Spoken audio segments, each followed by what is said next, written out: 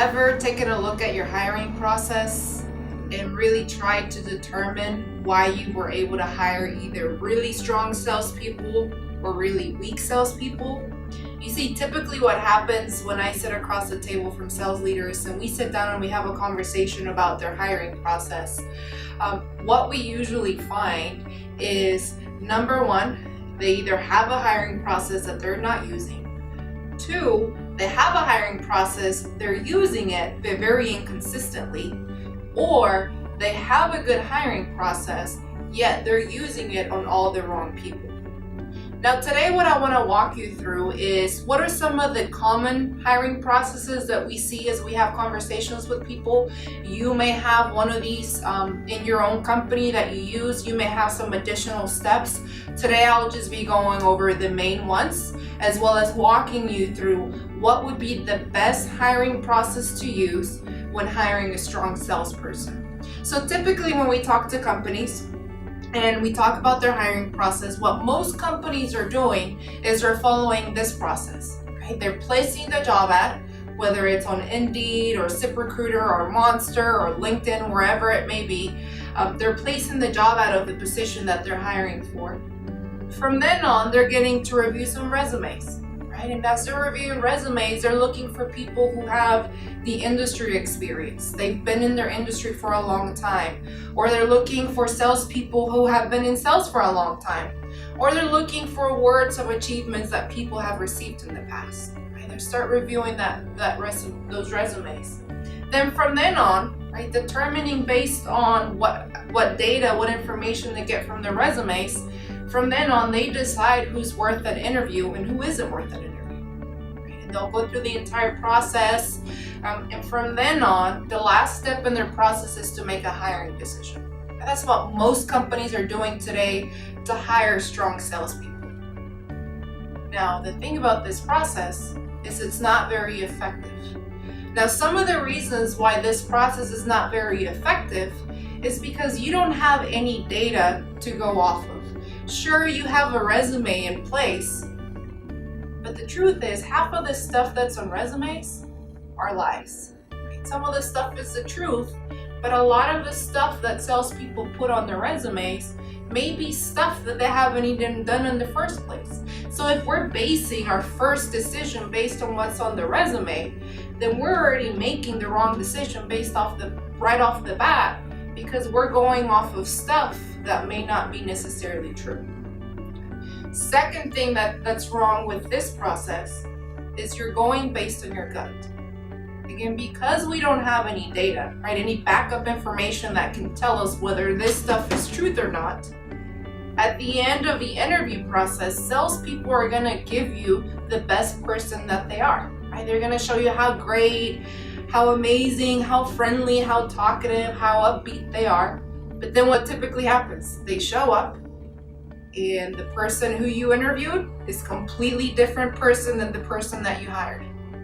Because again, we're hiring people on the wrong things. So let's talk about what some companies are doing. Now, some companies, what they're doing, same process, right? Still placing the ad, still looking at the resumes, and then based on the resumes, we get to decide whether I want to do a phone interview with this person, which is a great step to add to the hiring process.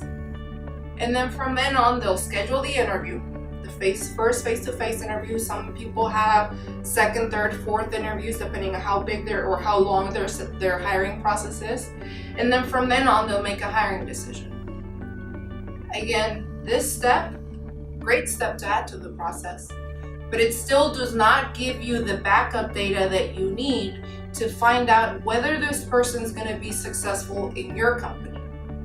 It just tells you how good are they on the phone, which again, it's a great step to know whether this person is going to be strong on the phone or not. But as a hiring manager, I don't have the backup data that's going to help me figure out whether this person is going to succeed in my company. So that's what some companies are doing. Now, what a few companies are doing is the same step, but some additional steps added to that. Again, we'll start off with placing the ad. That step is still the same. Now, some of the additional things that a few companies are doing that are very effective is adding an assessment to it. Okay? That's the second step in the hiring process. Now, one of the biggest mistakes that we see in this step is we see a lot of companies using the assessment, which is great, but they're using it at the wrong time. Typically, when companies are adding an assessment, they're adding it as one of the last steps in the process. Now, their thought process behind doing that is the fact that you might say, hey, I have 2 candidates, I really like them. Let's get the assessment to do the hiring decision for us. What happens when both of them fail the assessment miserably? Are you gonna forget about both of them? Probably not. If you've spent all this time, right, you're less likely to say, I don't want to hire this person because the assessment said not to. What you are more likely to do is to make a really bad hiring decision again. Okay. So think about where in the process am I using those assessments. In our process, what we suggest is using it as the second step in the process. Now, another mistake that we see companies make when they're using assessments is they use the wrong assessments. Now, there's a lot of personality tests, a lot of behavioral tests out there, a lot of psychology tests out there, which are great. But just because I have this person take a personality test and that person comes out as being great at talking to people, just because you're great at talking to people does not mean that you can close for business. It just means that you're great at talking to people. So a lot of the biggest mistakes that we see as well is we have people using assessments, but they're using it at the wrong time, or they're using the wrong assessment for the type of person that they're trying to hire. So this second step is very important to do at the very beginning, because in essence what the assessment's going to do, it's going to filter out the bad people for you. It could be something from their skill levels not where you need it to be. It could be something from what's in their mind. It's not strong enough to go out there and get their nose bloodied every single day when they're talking to people. The assessment is the one that's doing that filtering for you, rather than you having to go through resumes and resumes and resumes and interviews and interviews and interviews, and then later find that out. Or even worse, hire them and then later find that out. So in this second step, you're letting the assessment make that decision for you. Okay? And when you're picking the assessment, it has to be a sales-specific assessment. Just because they can go up there and talk to anybody does not mean they can close your business. That's the second most important step. Third step, now that they've gone through the assessment stage and they came back recommended, I'm only going to review the resumes of the people who came back recommended. The fourth step is the phone interview. Now, the reason why the phone interview is so important is it gives you the first glance into what this person is going to be like when they pick up the phone and they talk to my prospects. From then on, you do the scheduling of interviews. Okay? In our world, we have 2 interviews. The first interview is what we call a bad cop interview.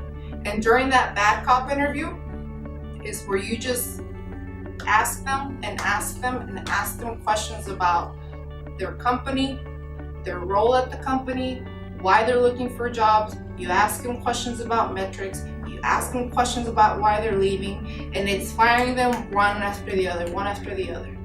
Now, the reason why we do it that way is when these people are meeting with prospects, they're more likely to deal with a prospect who's hostile, who doesn't want to talk to them, who doesn't want to sit there and spend all this time with them.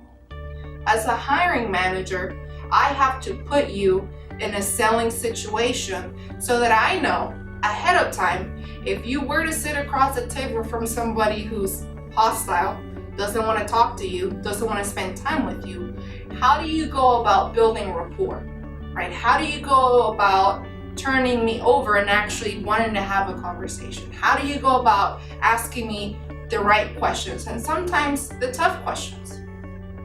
So as I'm going through that first interview, I'm watching this person in action to see how is this person going to do in front of my prospects and in front of my clients.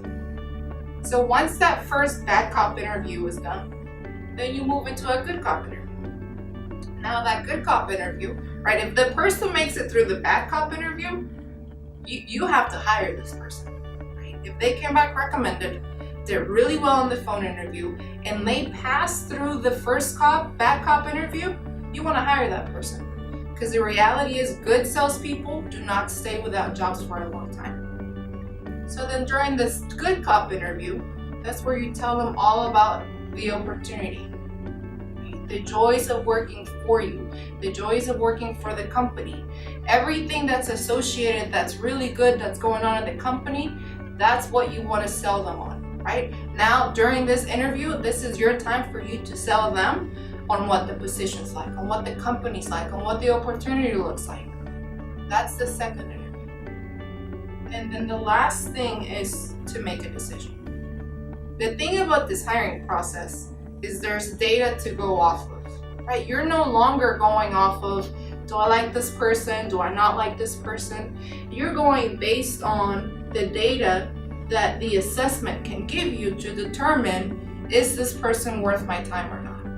And rather than just guessing and hoping that this person will work out, as you're going through this interview process, you're able to tell whether this person's gonna work out or not. So to find out a little bit more about what type of ad to place, what type of assessment to use, what type of questions to ask, where in the process to use these questions and these assessments to use, then feel free to join us on December 14th for our one-day hiring bootcamp, in which you'll have a chance to not only work on your own job ads and your own questions, but you'll have a chance to ask all of us some questions in terms of what's working in your hiring process, as well as what are some of the things that you need to add in your hiring process.